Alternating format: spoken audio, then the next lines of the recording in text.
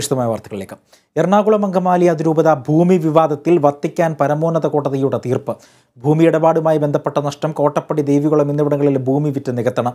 Synod തീരുമാനത്തിന് Vatican പരമോന്നത കോടതിയുടെ അംഗീകാരം ലഭിച്ചു. ഇത് സംബന്ധിച്ച് വ്യാജ പ്രചരണം നടത്തുന്നവർക്കെതിരെ കാനൂനികമായ നടപടി സ്വീകരിക്കുമെന്നും കോടതിയുടെ തീർപ്പിൽ പറയുന്നു. എറണാകുളം അങ്കമാലി അതിരൂപത ഭൂമി വിവാദത്തിൽ ഈടുഭൂമി വിറ്റ് നഷ്ടം നികത്താമെന്ന് വത്തിക്കാൻ പരമോന്നത കോടതിയുടെ തീർപ്പ്.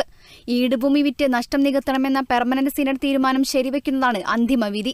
കോട്ടപ്പടി, ദേവികുളം എന്നിവിടങ്ങളിലെ ഭൂമി വിറ്റ് ഇതുമായി ബന്ധപ്പെട്ട നഷ്ടം നികത്തണം. ഇതു സംബന്ധിച്ച് വ്യാജ പ്രചരണം നടത്തുന്നവർക്കെതിരെ കാനൂനികമായ നടപടി സ്വീകരിക്കണമെന്നും നിർദ്ദേശമുണ്ട്. നഷ്ടം നികത്തുന്നതിനായി ഈടെന്ന നിലയിലാണ് 2 ഭൂമികളും സഭയ്ക്ക് ലഭിച്ചതെന്ന് വത്തിക്കാൻ പൗരസ്ത്യ കാര്യാലയം കണ്ടെത്തിയിരുന്നു. ഇത് ശരിവെച്ചുകൊണ്ടാണ് വത്തിക്കാൻ പരമോന്നത കോടതിയായ അപ്പസ്തോലിക് സിഗ്നത്തൂറുടെ വിധി.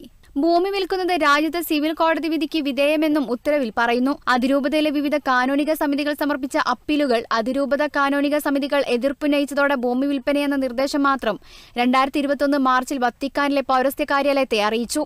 ഇതിന്റെ അടിസ്ഥാനത്തിൽ 2021 ജൂൺ 21 ഭൂമി വിറ്റ് നഷ്ടം നികത്താൻ പൗരസ്ത്യ കാര്യാലയം അനുമതി നൽകി.